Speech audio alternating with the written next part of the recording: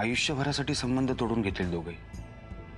कारण वरवर पाहता वामनराव जेवढे सोपे वाटतात तेवढेच ते आतनं अवघड आहे। माझं काम कर, नाहीतर स्वतः जाऊन मी तुझं भांड फोडीन या घरात। कुणाचं पोर पाडायचा विचार दिसतोय, पाहिजे तर मी तुम्हाला मदत करतो।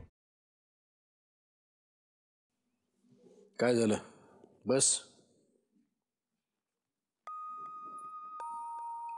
अहिल्याताई गेल्या होत्या रमावतीला, पण अचानक त्यांची तब्येत बिघडल्यामुळे परत यावं लागलं।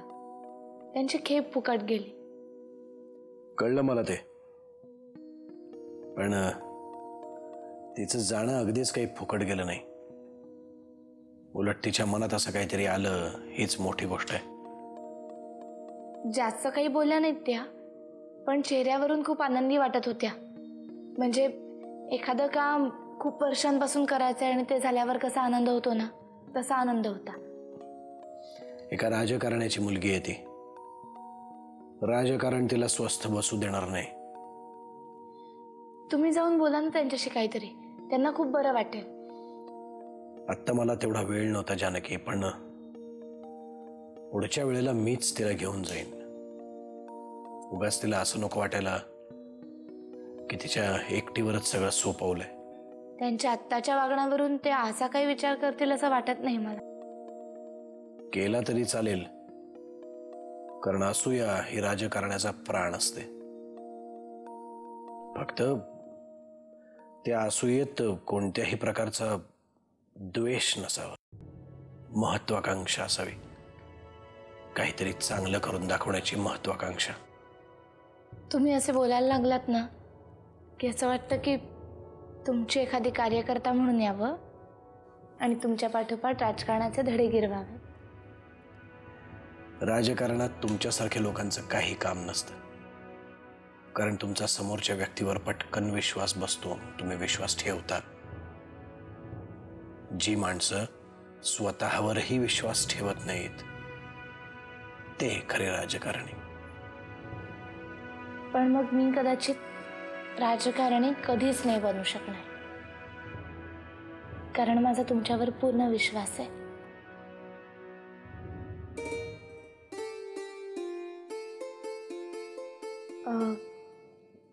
बरं झालं आठवलं, परवा सुमिताईचं 10वं आहे। परशुरामना बोलवलं पाहिजे ना? नाही बोलावलं तरी चालेल खरं तर, पण सगळे विधी त्यालाच करावे लागतील ना। ठीक आहे, बोलवा त्याला, हरकत नाही माझी। ठीक आहे, तुम्ही काम करा, मी आलेच।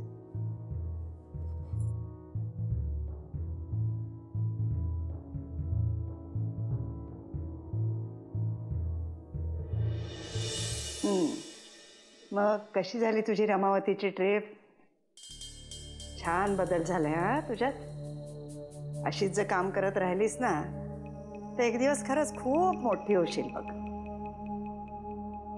आपल्या माणसाचं ऐकलंच पाहिजे, तेच आपल्या भल्यासाठी करत असतात ना काहीतरी। बरं, तुझी तळागाळातल्या माणसांची भेट झाली? कशी झाली? आत्याबाई, विशेष कोणाशी अशी काही भेट झाली नाही, पण तुम्ही जर का तळागाळातल्या काही कार्यकर्त्यांबद्दल बोलत असाल तर त्यांच्याशी माझं बोलणं झालं। म्हणजे प्रातिनिधिक स्वरूपात त्यांच्यातल्या एकाशी माझं बोलणं झालं। हा, वेगळीच दिसते पद्धत तुझी। कोण भेटलं कोण तुला? भवानी माईला।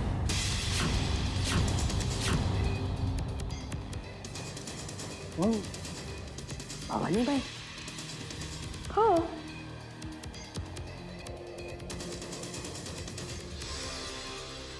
नाही, कारण तिच्याहून अधिक तळागाळातला कार्यकर्ता सापडणं शक्यच नाहीये ना, म्हणून। आणि तुम्हाला तर माहिती आहे ती कशी आहे, गावापासून दूर राहते आणि गावातली माणसं तिच्यापासून दूर।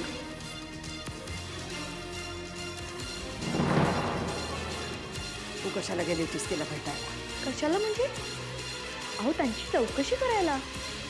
तर माहिती आहे, मी त्यांची चौकशी करायला गेले होते आणि अचानक त्यांनी तुम्हा सर्वांची चौकशी करायला सुरुवात केली। अहिल्या, आपण नंतर बोलू. आत्याबाई, आता नंतर बोलून काय उपयोग? आणि माझ्यापासून काहीही लपवण्याची गरज नाही. जानकी आणि भाऊजींच्या लग्नाबद्दलही नाही. काही बोलली ती तुला? काही? अहो बरंच काही बोलली ती मला. पण सगळं कोड्यात बोलत होतं. काही लिंकच लागेना. पण लागेल हळूहळू. आत्याबाई, तुम्हाला तर सगळंच माहिती असेल ना? नाही, मला काहीच माहिती नाही. पण आता एक गोष्ट मात्र मला नक्की कळली. जानकीपेक्षा भाऊजीच भाग्यवान.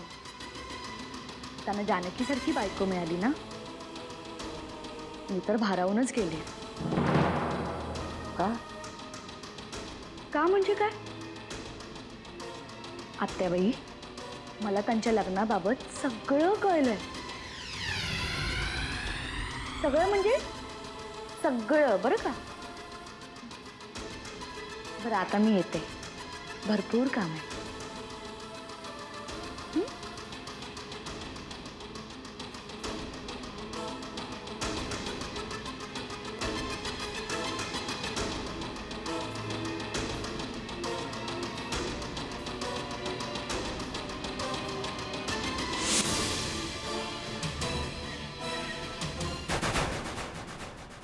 नमस्कार वामनराव, कसे आहात?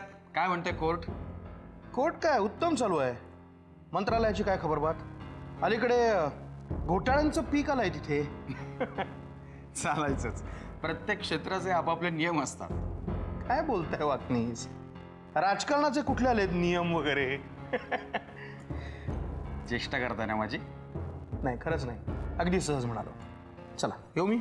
वामनराव, आजकाल रमत नाही फारसे. विनोद नाही, हसणं नाही. हसण्यासारखं या घरात काही उरलंय असं खरंच वाटतं तुम्हाला? तुम्ही जर ठरवलं तर नक्कीच या घरामध्ये पुन्हा हसरं वातावरण निर्माण होईल. येतो मी. वामनराव, जरा बोलायचं होतं तुमच्याशी. आजकाल साहेबांच्या मीटिंग्सला येत नाही तुम्ही. मुद्दामच येत नाही. टाळतो मी मीटिंग्स वगैरे नाही येणार. वाकनीस, माझा रस संपलाय या सगळ्यातला असं समजा हवं तर. का साहेबांशी काही वाद झालेत का? तुमच्यापासून लपवण्यात काही अर्थ नाही.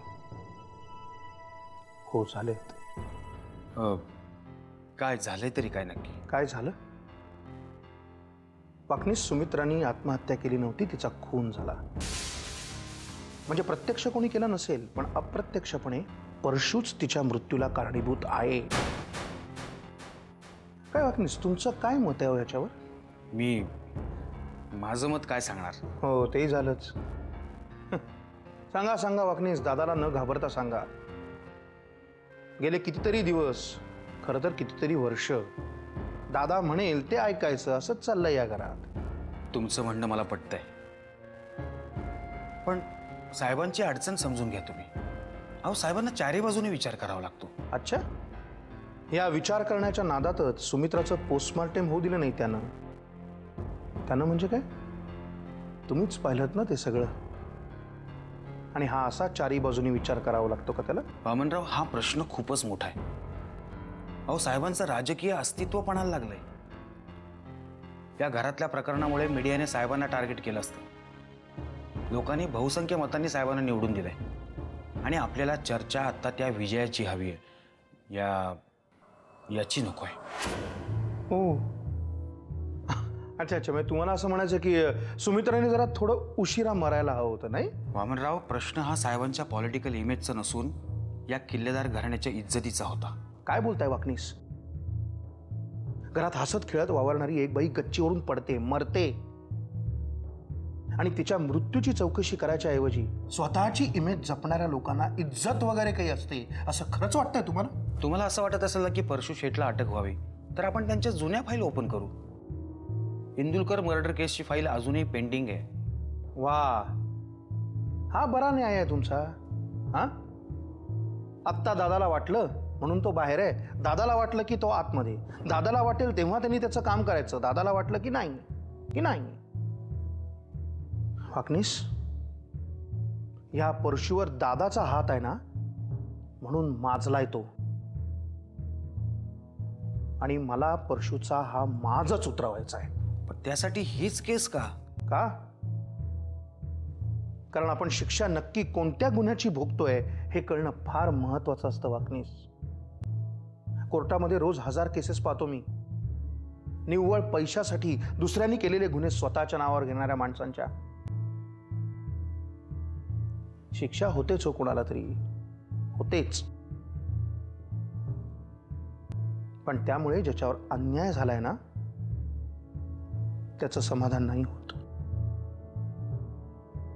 ते तेव्हाच होतं जेव्हा खरा गुन्हेगार गजाआड जातो.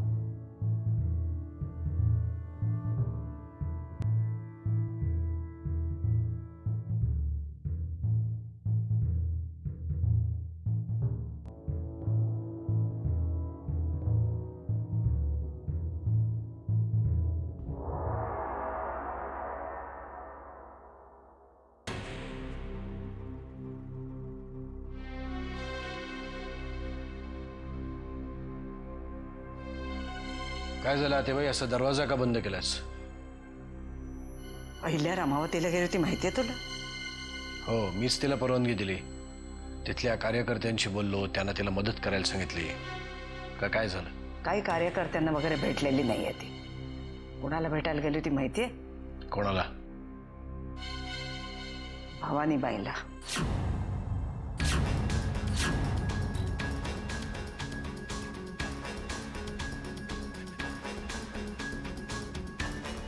तुला कोणी सांगितलं ती भवानीबाईला भेटली? तिने आपणच सांगितलं ना. आणि भवानीबाई म्हणजे काय? बोलली काहीतरी तुझ्या आणि जानकीच्या लग्नाबद्दल. काय म्हणजे तिला सगळं कळलं? सगळं कळलं असेल असं नाही वाटत मला, कारण भवानीबाई कोड्यात बोलते ना. पण ही असं काही मला विचारत होती की माझ्याकडनं काहीतरी तिला काढून घ्यायचं होतं. तू नको काळजी करू सातेबाई, तिला काही कळलं नसेल. स्वतःवरून स्वर्ग गाठणारी बाई रे ती. काय काय तर्क लढवेल. आणि आत्ता जी परिस्थिती आहे त्याचं असं काही चित्र उभं करेल की बस. आणि मुख्य म्हणजे ती जानकीला असं काही रंगवून सांगेल ना, मला ना सगळ्यात जास्त त्याची भीती वाटते. तू चिंता नको करू सातेबाई, मी बघतो काय करायचं ते.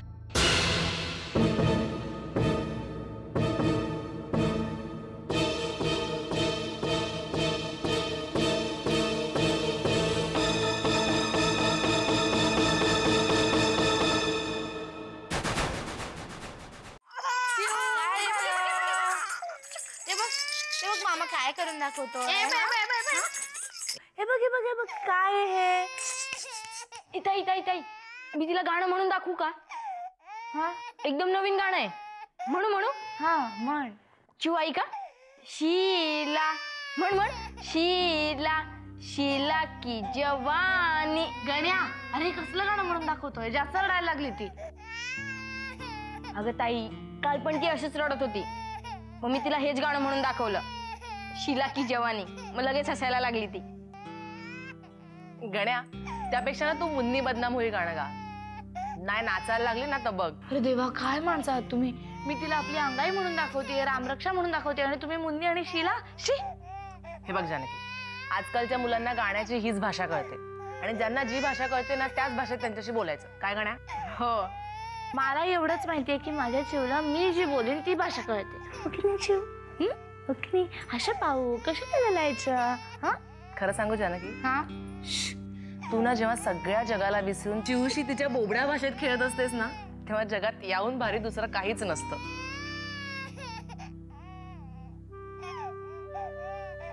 चिवमुळे माझं बाळ या जगात येण्याआधीच मला आई झाल्यासारखं वाटतंय.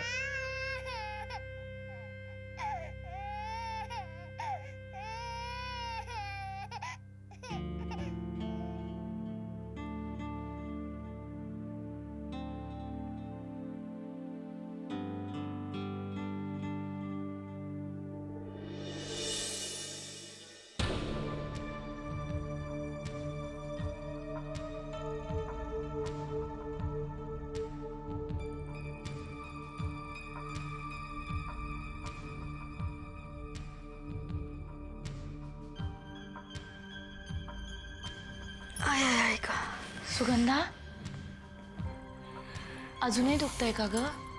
जानकी ताई, मला नाही वाटत मी या आजारात बरी होईन आता.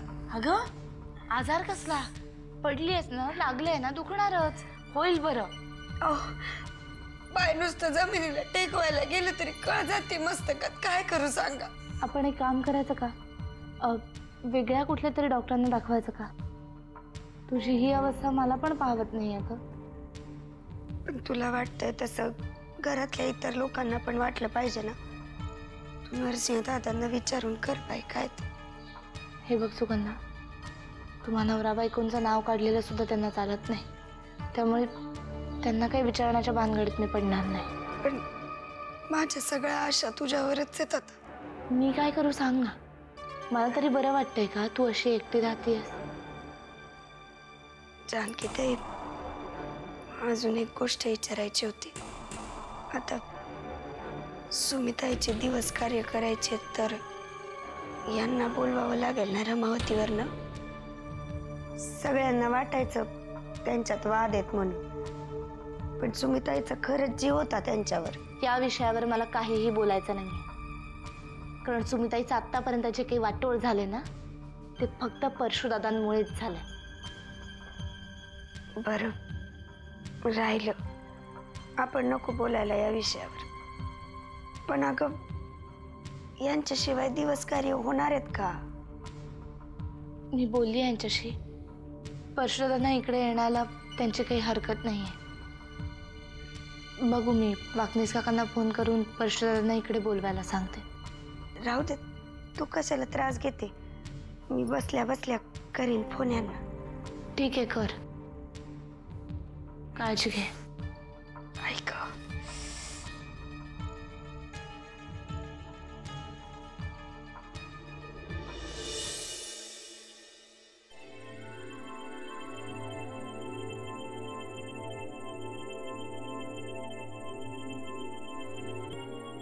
मला बोलवलं? काही काम होतं का तुमचं? तब्येत कशी आहे तुझी? रमावतीहून अशी अचानक परत आलीस? हो, जरा पाणी बातलं. भवानी माईकडे कशाला गेली होतीस?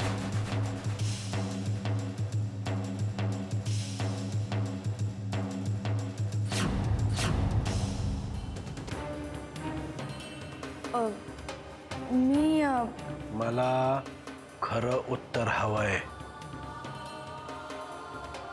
आता तुम्हाला समजलंय म्हटल्यावर खोटं बोलण्यात काही अर्थ नाही. हो, मी भवानी माईकडे गेले होते.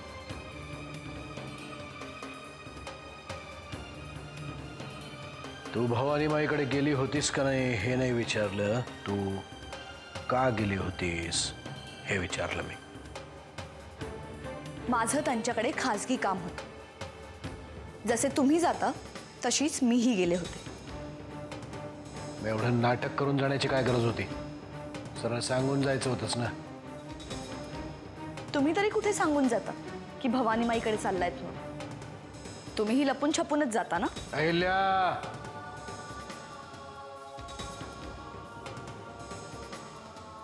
भाऊजी, तुम्ही माझ्यावर का रागवताय? मी कोणालाही न सांगता गेले, त्यात एवढं रागवण्यासारखं काय? का मग भवानी माई मला तुमच्याबद्दल काही सांगेल याची भीती वाटते. तू काय बोलतेस? सगळं समजतंय मला अहिल्या. मी आजपर्यंत तुझ्याशी इतक्या नरमाईनं वागलो याचं कारण तू माझ्या भावाची बायको आहेस. नाहीतर असं बोलली असतीस. हाकलून दिलं असतं तुला घरातून.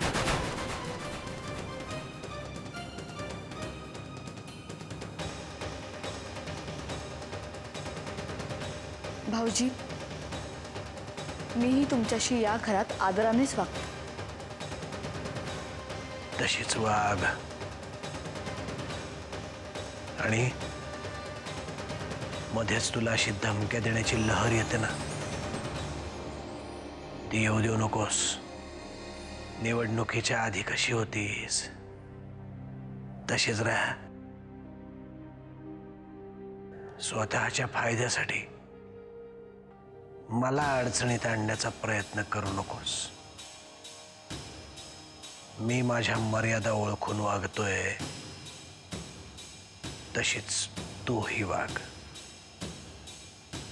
उगाच मर्यादा पार करायला जाशील तर मग माझाही नाईलाज होईल. मी पुन्हा एकदा तुला शांतपणे सांगतोय, नीट वाग. आणि या बाबतीत जानकीकडे एक शब्द जरी उच्चारलास ना, माझ्यासारखा वाईट कोणीही नसेल.